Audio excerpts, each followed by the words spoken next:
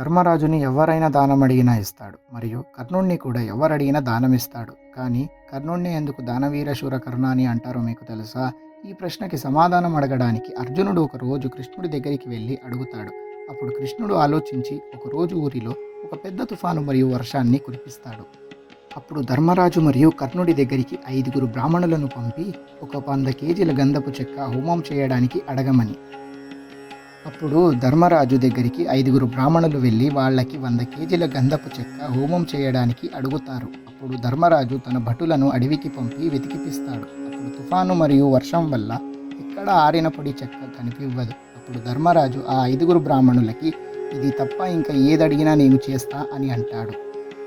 అప్పుడు ఆ 5 బ్రాహ్మణులు కర్ణుడి దగ్గరికి వెళ్ళి వాళ్ళకి 100 కేజీల గంధపు చెక్క హోమం చేయడానికి అడుగుతారు. అప్పుడు తుఫాను మరియు వర్షం ప్రభావం వల్ల ఎక్కడ పొడి చెక్క దొరకదు అని తెలిసి తన భవనంలో ఉన్న మొత్తం చెక్కను, కిటికీలను, తలుపులను కొట్టిపించి ఆ పొడి చెక్కను బ్రాహ్మణులకి హోమం చేయడానికి ఇస్తాడు.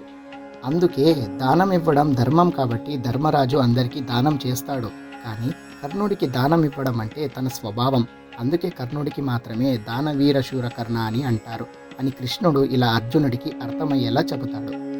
కథ మీకు నచ్చినట్టయితే మన ఛానల్ని సబ్స్క్రైబ్ చేసుకొని వీడియోని లైక్ చేయండి మరియు మీ ఫ్యామిలీ అండ్ ఫ్రెండ్స్కి షేర్ చేయండి.